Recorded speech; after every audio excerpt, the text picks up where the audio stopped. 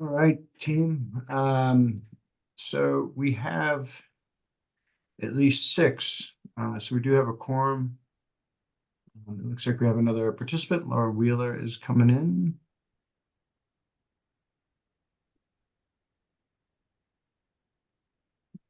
Hi, Laura. Hi there. Welcome. Thank you.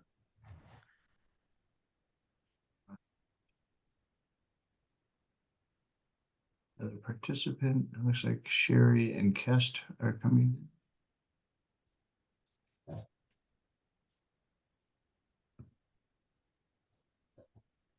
Hi, Sherry. Welcome.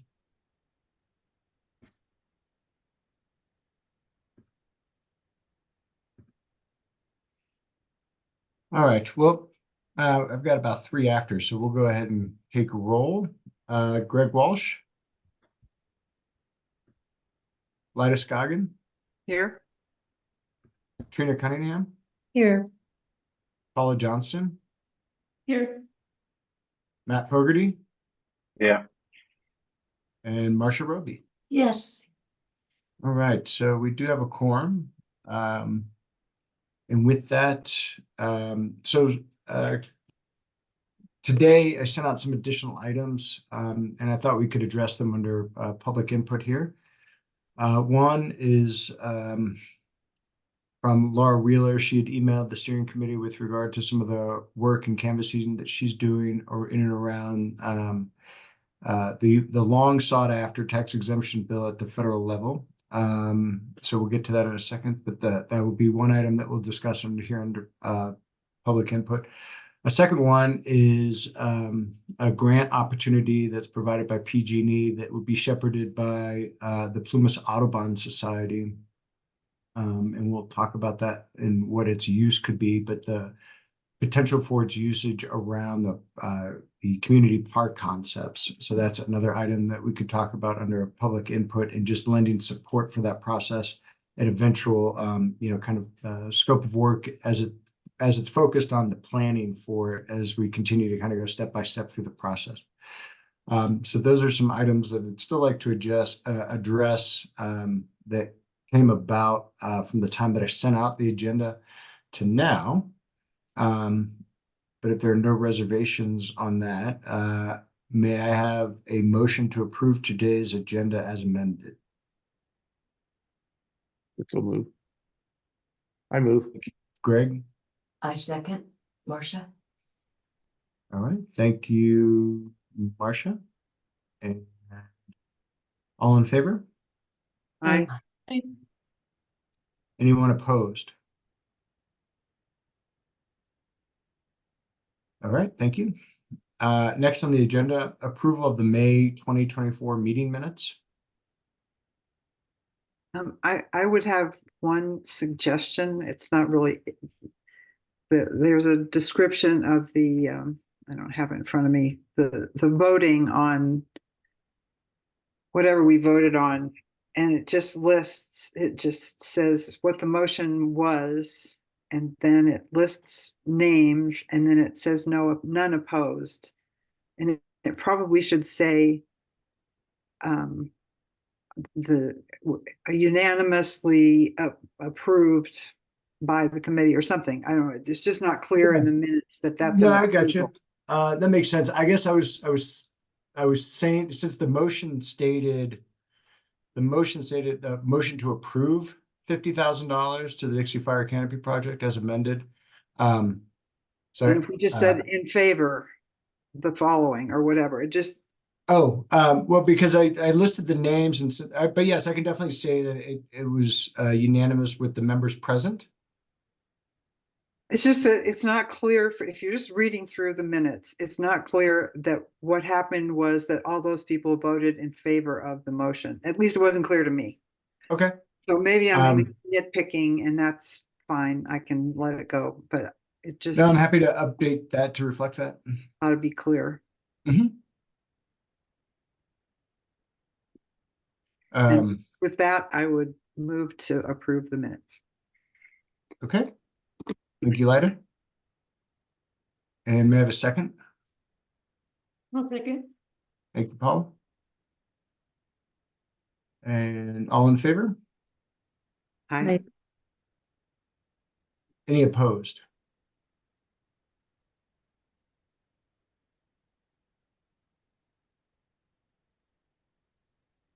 All right, thank you.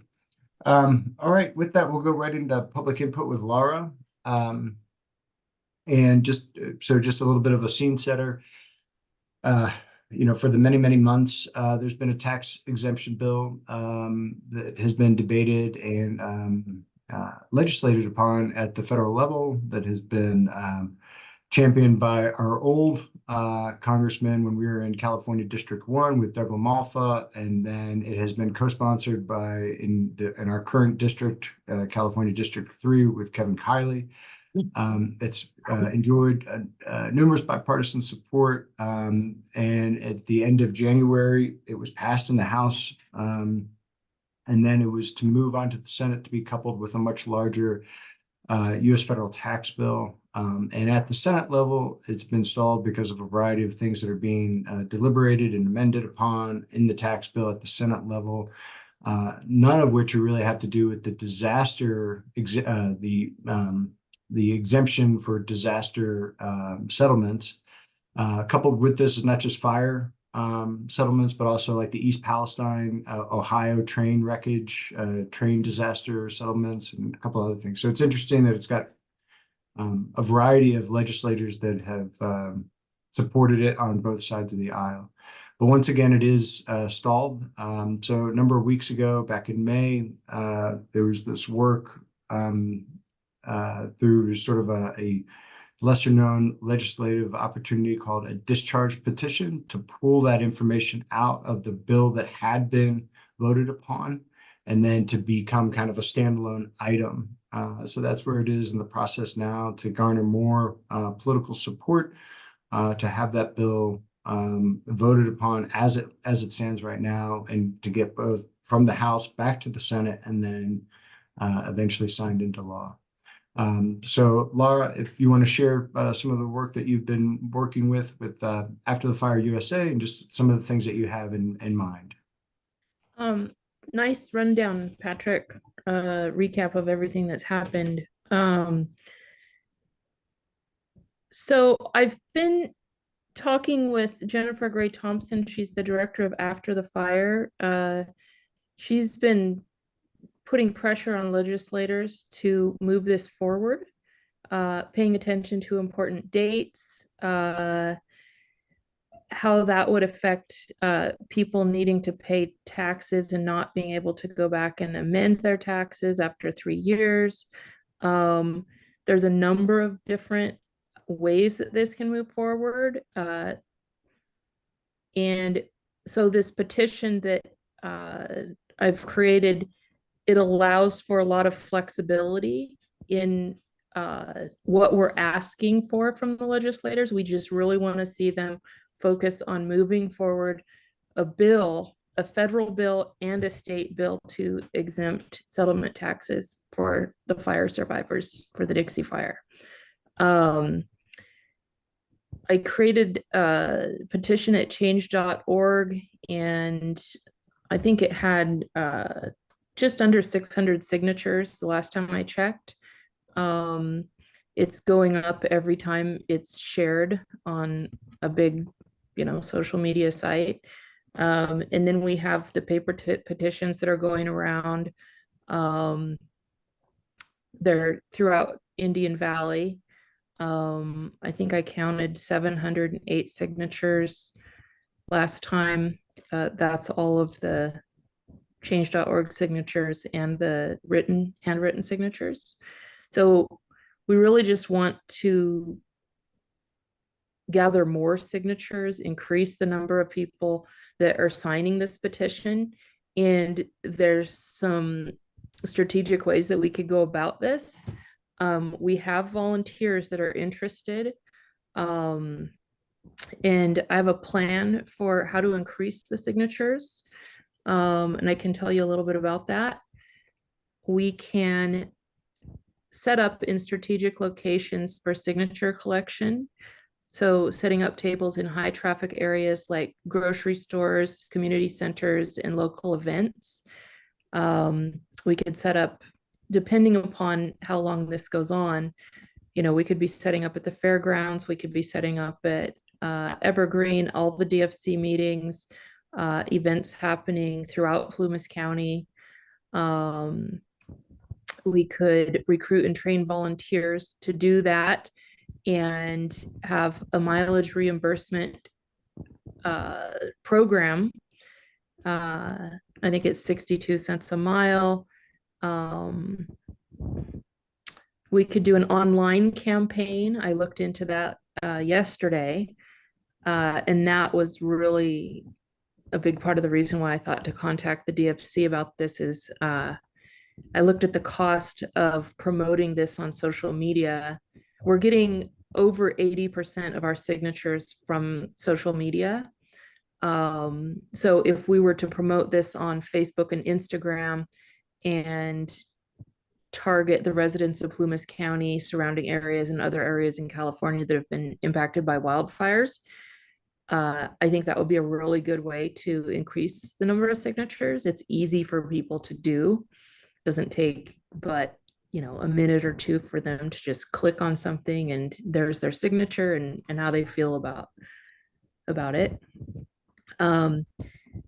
We could be putting up more printed materials, so distributing flyers at post offices,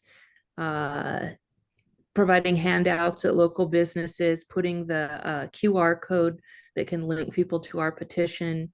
That way, if we don't have volunteers set up collecting signatures, there's still a way to be putting this out there. We could put ads in local newspapers. I try to get away from spending money doing that type of a thing, but this seems like something that we could get, if we talk to the right people, maybe we could get journalists to do an article about what's happening, and put the petition in there. Jane Little wrote a good article last week about this, but we just want to see a lot. We want to see this blow up. We want to make this happen. We want to get at least 10,000 signatures because from what I'm hearing, 10,000 signatures is where Congress starts paying attention. So I have a few items that could really help us move this forward. Canvas banner or banners, sandwich board sign, folding table, folding chairs for the volunteers to sit at. We might be able to borrow those. The mileage reimbursement, and printed petition sheets, flyers and handouts, and the social media advertising. So I've drawn this plan up in a document and I can email it to everyone. And I wanted to get, I'm sure that you all have some good ideas that you could add to this. And I just wanted to gauge how you would feel about providing between $570 and $1,600 to help move this petition forward.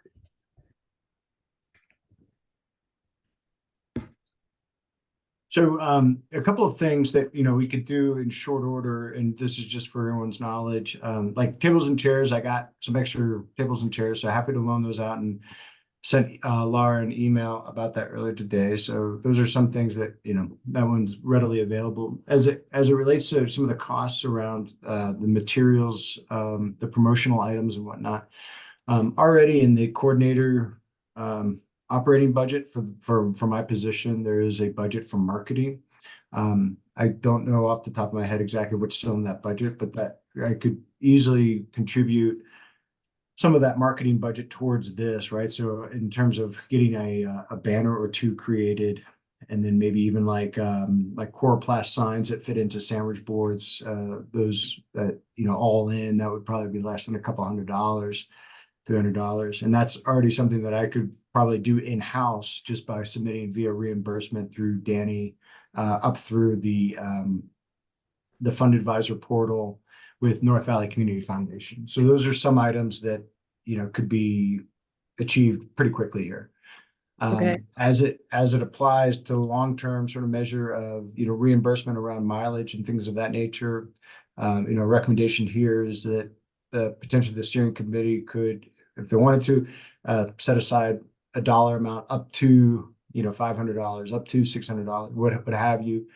And then through a reimbursement form and vetted through the process with Laura of who the individuals are, that reimbursement goes again back through the Fund Advisor portal through Danny to be paid out at the federal mileage rate for whatever that is, if it's 63 cents a mile or what have you. So those are just some options as folks are thinking about this. Okay. Yeah, and I have a comment as usual, as people are getting to know me, I really encourage people to look for outside resources. And there is a small community organization here in Plymouth County that I think would probably fund that, and their funding has a very quick turnaround. So I would recommend, actually there's two different organizations, and they kind of really specialize in supporting small $1,500 to $2,000 and less efforts by the community. And I think this is really worthy. And I can put you in contact with those as well. And I really like the idea, Patrick, and your support. But I'm always looking to leverage money Thank and you. resources. Sure. Lyda, you have your hand up? Yeah, I just, because we're in Warner Valley, almost nobody lives in Plymouth County on a full-time basis. So we have people all over the state, and even some from out of state.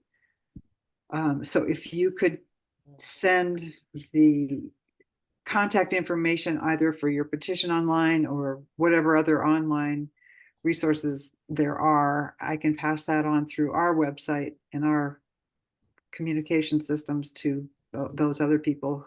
And we've been doing this separately about this very issue. But to add to your petition would be definitely worthwhile. So just pass on that information. Okay, great. I'll type up an email and I'll send it to everyone, and it'll have the link to the petition. I can attach some PDF paper petitions as well. Great. Thank you. Greg, you have your hand up? Yeah. This is, I mean, obviously it's in everybody's interest to have this legislation passed. Laura, are you just like dealing, I mean, are you only doing a petitions, or is there anything else that we could do in addition to that? I can include a write-up about how to contact legislators, what legislators we need to contact, and a sample letter to send off, like a form email type of a thing. That's a good idea. Yeah, and then we can put that out on the MailChimp distribution list and some others as well. And that'll cast a wide net. Yes, Marcia? Yeah. Yeah, okay, so I sent a letter to the senator from Idaho. He was a holdout, right? He was one of the guys that was not wanting to pass it. Oh, yeah, that's right. And, just talking about how it affected me and my community. And so, yeah, I think that would be really helpful. Mike Crapo. Yeah. CRAPO. Oh, yeah. Yeah, that's right. Mike Crapo. Yeah. Yes, Greg, I'm sorry, you had more? Yeah, I just was wondering, I mean, would some sort of a rally or something like that be of any benefit? Like Ooh, sort of a public presentation, like something newsworthy, like, I don't know where, like, Sacramento, someplace where people, because I mean, it impacts a lot of people. It impacts the whole economy here, obviously, so I just wanted to pass, Congressman Kiley of note will be in Plymouth County on June 19th. That's right. So he'll be in town.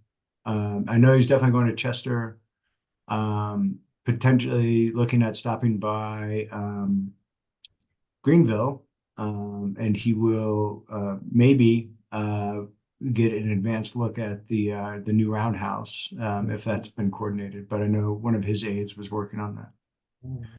What about the town hall community meeting in Taylorsville on the 11th? Isn't, Yeah. who's going to be there? Kylie is So not, but yeah, go ahead, Laura. that's gonna be Anthony Gorman from Brian Dahl's office. He's gonna provide an update about what's happening with the state legislation to exempt taxes. And then Jennifer Gray Thompson and Kevin Goss will be doing a presentation on what's happening at the federal level.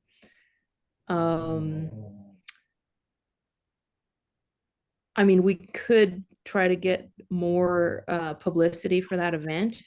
I think it would be helpful. I'll write that down.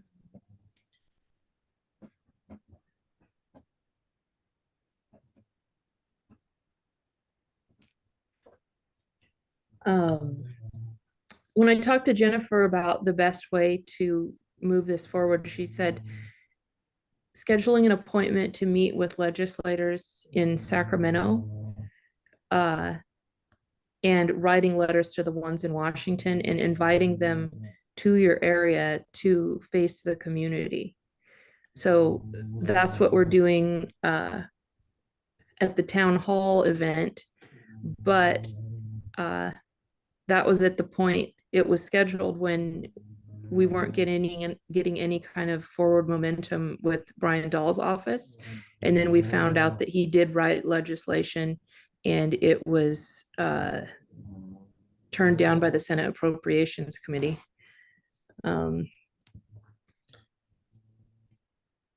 So, I mean, I would be all for getting on a bus and going to Sacramento and getting some media coverage. I think that would be, we need to get some attention on this. It really is a big issue. Someone had suggested creating a TikTok video where we interview people, telling about what had happened. I think there's a lot of different ways that we can get some attention around this. But I like Yeah, your so- idea, Greg. A lot of good ideas there. So Laura, for you in short order, just to be able to get some things moving in the next days and weeks, if you had to prioritize, what specifically would you prioritize around? Well, we've got that town hall meeting coming up, so I'd really like to have the banner. So the banner could be at that meeting. We could set up a table there. We could create a presence. And we have a group of volunteers that wants to start setting up in locations around Quincy. So they could be using that as well. The banner would be really helpful. Okay. And then maybe getting the table and chairs. Sure. Those are the first things. Yeah, that one's a no-brainer. I got an extra table here and a handful of chairs. Not very comfortable. They're just the metal folding ones, but you can sit on them. That'll work. So can we talk about that marketing budget and getting the banner paid for?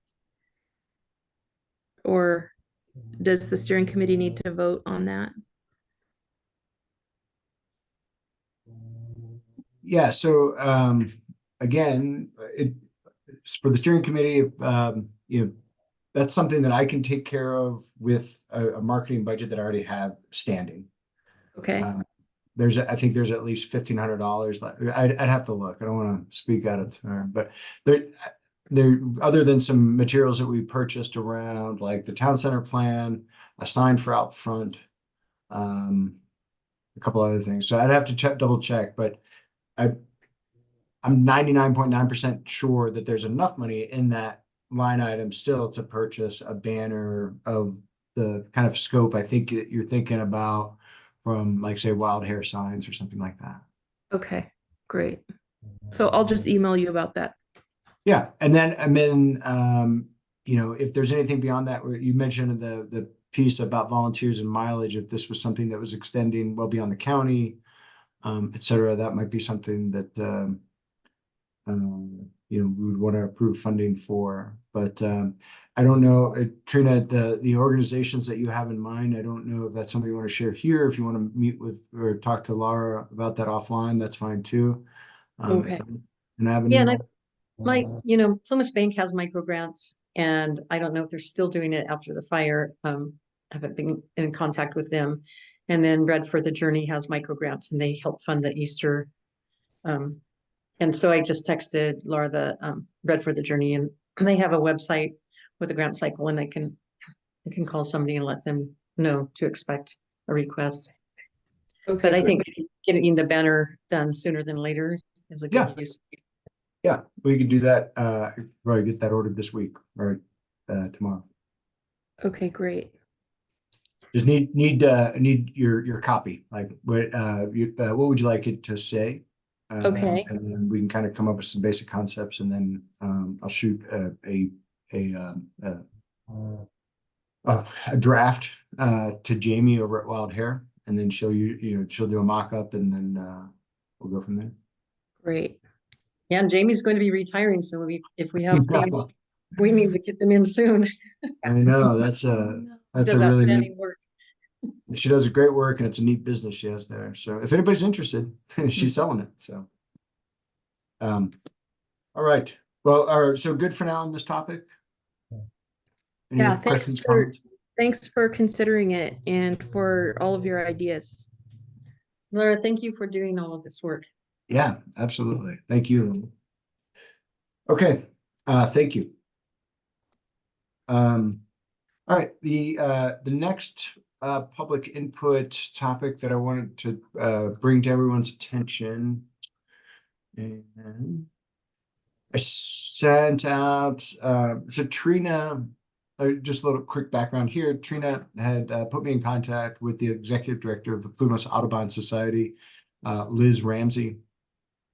Liz, it sounds like is constantly sort of trolling and looking for different grant opportunities. And Trina had it in mind that as we're looking at the springboard of the community park concepts, as we get through our public engagement and feedback sort of period up to August, then to springboard at that point into sort of a planning cycle.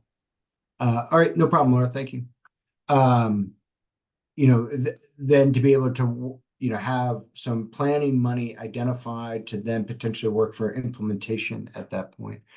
So let me pull it up right now. Sorry, I thought I had it already up, but I do not. Wait one second. PG&E is offering a couple of different grants. Actually, they rolled them out last week. This was actually kind of a quick turnaround, but this is a grant for $100,000 with regard, and I want to get it right, so just bear with me. I'll share my screen here in a moment. It is called the Better Together Nature Positive Innovation Grant. Better Together Positive Innovation. Geez, that's a tongue twister for me. So this grant in general provides $100,000 to fund projects that are focused on land stewardship, air quality, and water stewardship. So as it relates to the park concept, there's kind of a two-pronged approach there with both land and water stewardship with its proximity to Wolf Creek. As there's 5 different PG&E regions. I think you can see that there on my screen, the different sort of shaded areas. So it's a very large applicant pool.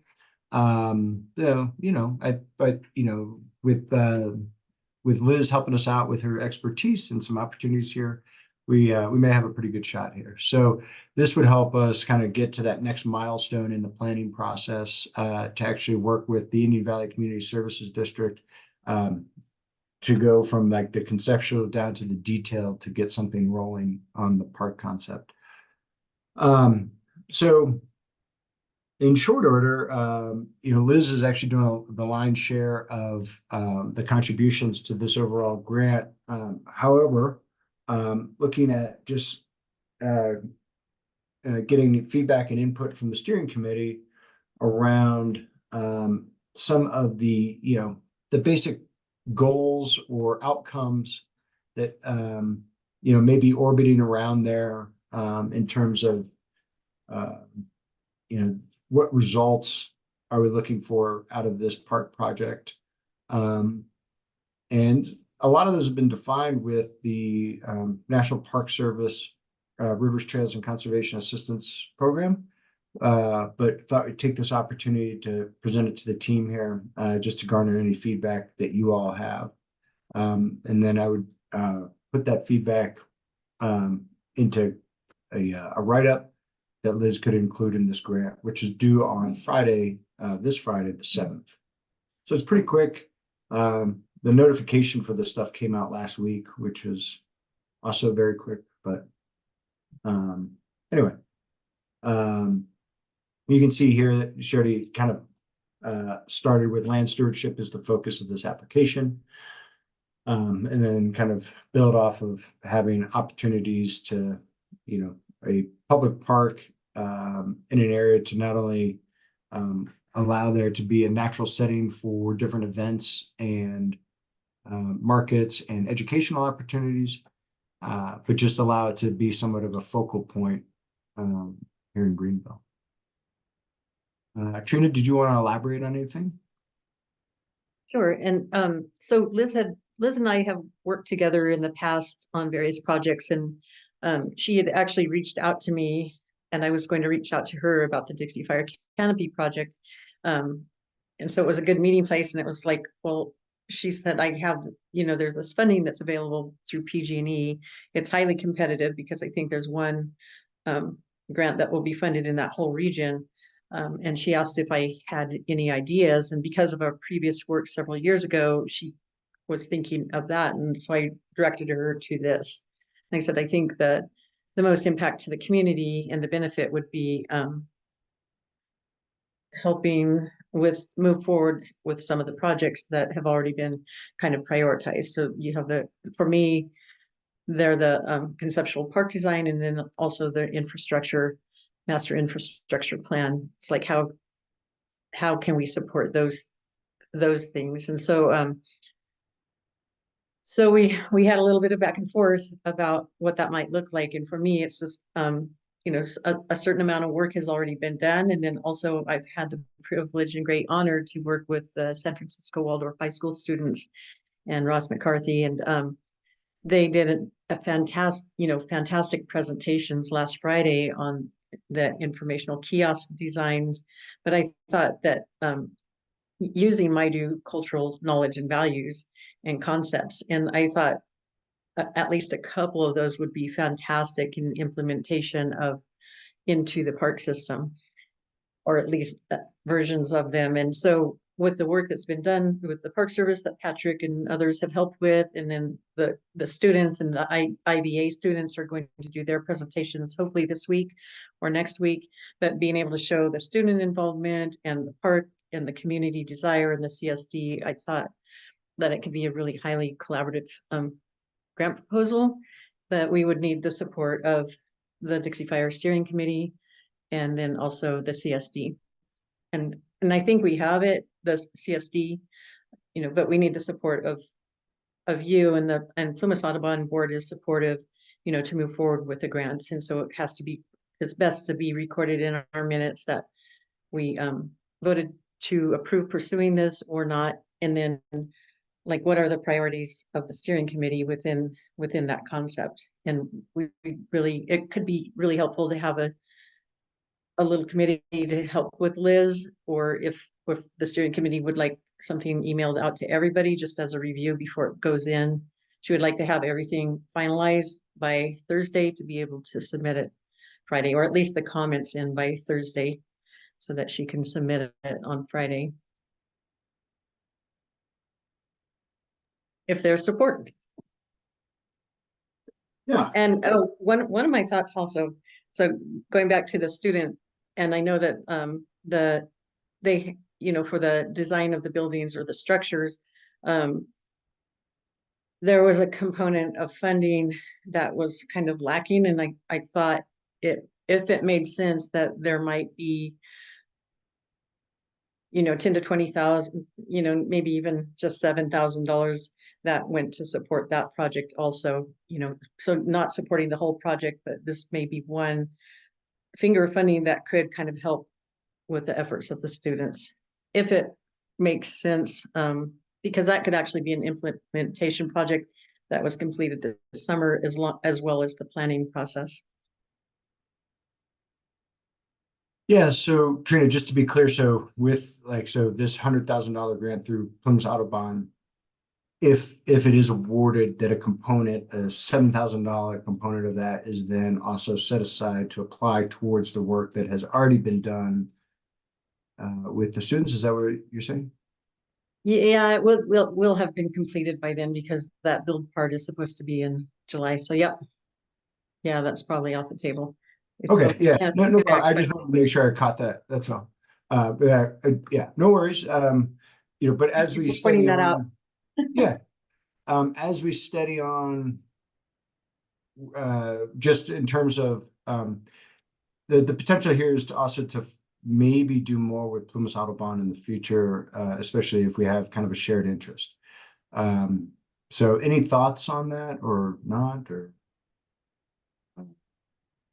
Yeah, again, part of it's been interesting for me in terms of looking at this left and right across what long-term recovery groups can or are able to do, and the idea of like a collaborative, and how we reinforce really like member participation with groups as opposed to individuals. Not that individuals are bad. It's not that. It's knowing what the larger picture of organizations and groups are that we can rely upon or leverage resources with for future goals and Yeah. projects. So at any rate, I was happy for the introduction, Trina, to meet Liz, to at least get something a foot in the door, if you will, with what could be available in the future. Yeah, so my thoughts, and so other people please chime in, or that the work that is completed to date, like by Friday, and then the proposed work that, like with students or Rotary or anybody else or the DFC, that we think will be done. They're looking at a turnaround of potentially October for the funding to actually come in. So it's actually a fairly short turnaround as far as grant cycles go. Sometimes it's a year if it's state funding or something. But then, so I don't know the process that people have engaged in so far right now, but part of it can be, the deliverables can be like community meetings, getting feedback from community, the tribal community, having a tribal community meeting, maybe some stipends for some involvement by community members or tribal members. And then, what is this the type of thing that we would want to offset your involvement, Patrick, and, with a little bit towards your salary or engagement, just really looking at what the cost breakdowns would be, and the deliverables. So what would be the primary outcome that we would want to see? And so because it's planning, my thought, and well, I know you've applied for a lot of funds and other people may have as well, but like really identifying how do we take it from the work that's already been done, from that conceptual plan, into the next step. So what, who would be potential partners? Would there, what if we choose part of this outcome is choosing like a park layout possibly? And if we do that, what permits, NEPA, CEQA, other fees like that need to be taken care of, and some of those outcomes. Yeah, to name a few. So it's identifying, it would help identify how to move forward, and other funding, maybe one of the most important things. Other potential funders, which U.S. Fish and Wildlife and National Wildlife Service, and there's a lot of potential funders, but it would be really maybe nailing down what our focus is so that we could apply for more funding.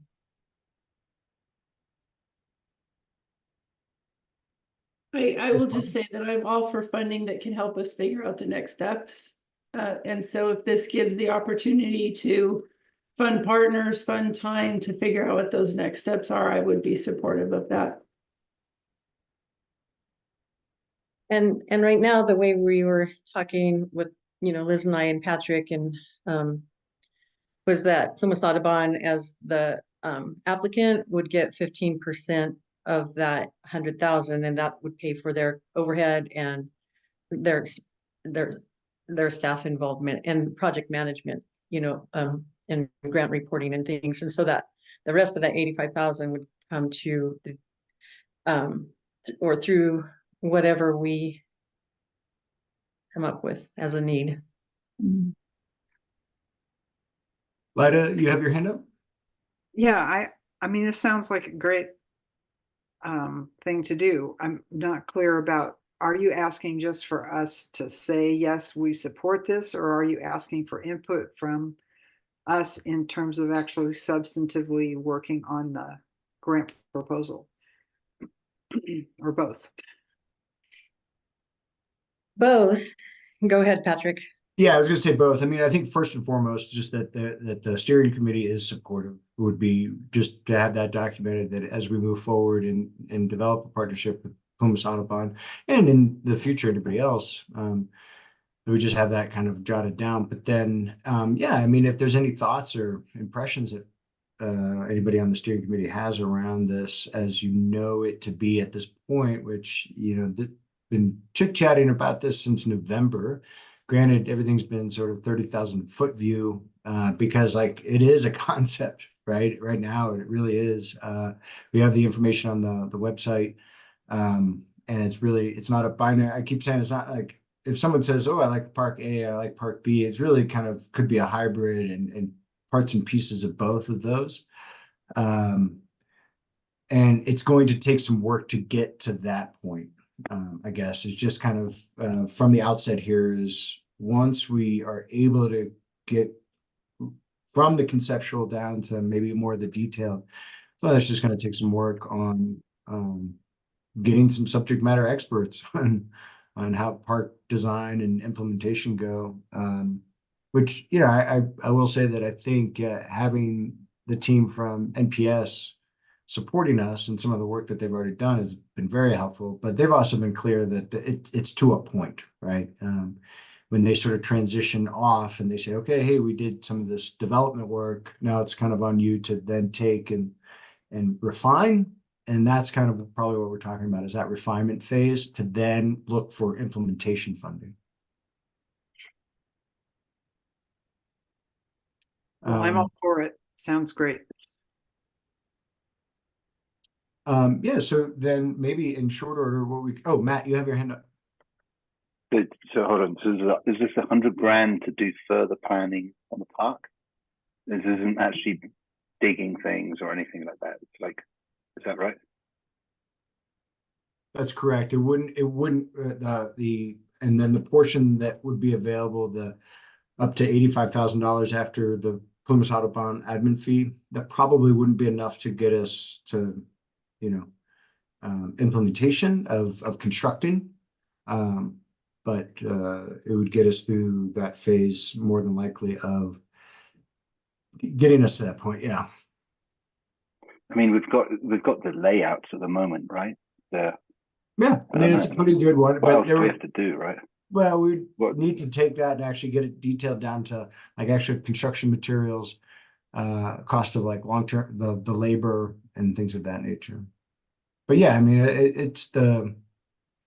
I'd say we probably got an 85% solution based off of what NPS has done. Is 100,000? I mean, is that pretty? I mean, we've got 10 fingers on our hand. Is it related more to the number of? I mean, is it a rational number or is it just a nice round number, the 100K? Because it seems to be a lot of money for planning from where we're at to build a little park, and we've got a layout and it's got some trees on it, it's got some grass on it. I understand that next thing would be to say, okay, we need 10 of these trees, whatever, 10,000 square feet of hard top, whatever it is, that Yeah. part, but is that really going to take 85K? I mean, the 100K just seems overly round to be a number that comes bottom up or any much Yeah, thought. so the 100K is just what they being PG&E are providing. So it is. Okay, got it. That's from them. Okay, got it. Yeah, Okay, that that's makes from sense. so it wasn't like a nice round number that we said like, oh, we need 100K. Right. They're providing it. And Liz did follow up with them to say like, hey, how can this be used? Can it be used for planning? Can it be used for implementation, et cetera, et cetera? And they said both. So my sense is that if let's say we were beneath that $85,000 budget per se for the next planning phase, that we would be able to roll that into money towards the implementation. I don't know, like if it's that carved out so nice and succinctly or completely that we wouldn't be able to do one and the other. But when she did ask for like feedback from PG&E on, hey, can it be used for a variety of things? The short answer was yes. So I like the idea of. Sorry. I like the idea of the Audubon Society being a kind of pro-bird, being involved in building our parks because we'll get more wildlife. So I think that's a really nice thing. Yeah. Yeah. No, I appreciate that, man. And as Patrick said, like if we have $85,000 to put towards this, it's like figuring out the budget. Like, what are we going to break down? What are our deliverables? And if we are looking at subject matter experts in like we're adjacent to the creek, so do we need to do a reassessment of the creek and the river corridor? And are there stabilization, erosion issues? Are there access to the creek issues that we want? You know, what are the things that we really want to look at? And so, you know, those subject matter experts, they can dwindle down the budget pretty quickly, depending on how many we get. But there is also an opportunity because it's PG&E. In my experience, when you're working with private funders, they do have more flexibility and are willing to work. You know, or they're not as rigid as some of the ones that want you to track your everything by the minute. Does anyone have an guesstimate of the budget to make this park? I mean, is it more like 100,000 or 1 million or I don't know. I mean, like, does anyone have an idea? I know the rough ballpark that this is just conjecture, but just with talking to folks, I mean, we're in the $2 to $3 million range. Yeah. By the time everything's said and done, yeah. Wow. But I would hope those things would be some of the outcomes of this planning phase. It's like really nailing down like what are and if we end up paying Audubon or another person through the Dixie Fire Collaborative to even coordinate more of that, because I don't know that Patrick has the time to take all of that on. It's not even the time, it's the expertise, right? Like there's so much I don't know. I mean, there are people that that do this for a living, that when we get to that point, and that's also something to work out with the Indian Valley Community Services District as well. As because that's that's also part of this is transitioning this over to them to be the long-term keepers, because they have the ability to operate it and most importantly maintain it. Does IVCSD have a budget like $2 or $3 million? So I don't. The short answer is yes. Because Adam Cox gave a brief at the last community meeting, talking about some of the money that they already have on hand, in addition to what they're anticipating through other funding streams. So what they would like to do is sort of to grow not only as an organization, but also their staff, right? Being able to take on people to actually have like a parks maintenance component in addition to what they're already doing with sewer and water. Because they do that. They do that at the Greenville Park and then also at the Taylorsville Pool and the adjacent park. So this is an add-on that would be kind of be the next phase for them. And they're anticipating a PG&E settlement as well. What Adam briefed, what they themselves, Indian Valley Community Services District, assessed in the millions of dollars with what their damages were. Right. That doesn't mean that, that the PG&E and the lawyers and all that stuff are going to, but that's what IVCSD did.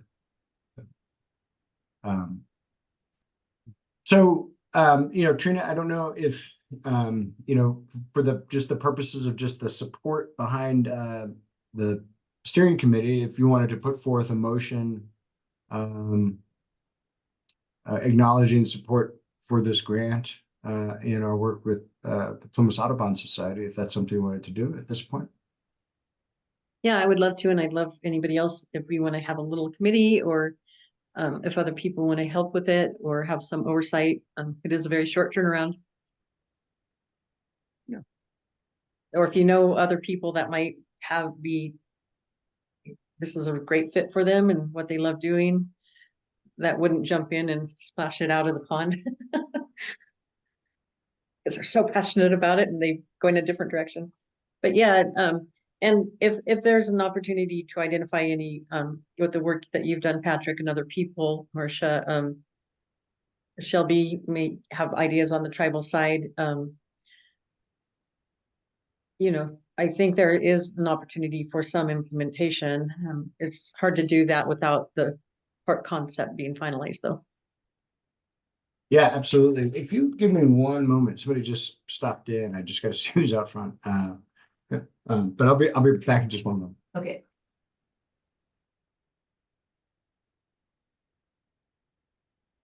So yeah, so I'm actively trying to pursue other funding to support what we've said we want to achieve. I think a park down by Wolf Creek would be really nice. I think that would benefit everybody.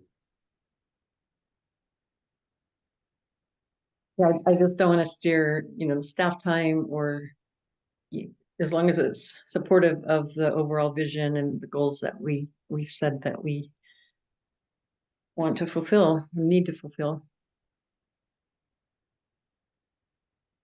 Hey, do you guys want to see the Dixie Canopy project guys in action? They're just putting 4 trees into my place. I don't know if you can see. Can you see them? You see these guys, the red You truck got thing going on? tilt your camera up a little bit more. Mostly see the roof. Oh well. There's somebody. I'm Yeah, putting my red truck. I'm putting my laptop out of the window. Nice. Then anyway, they just put those trees in. That's the DFC guys.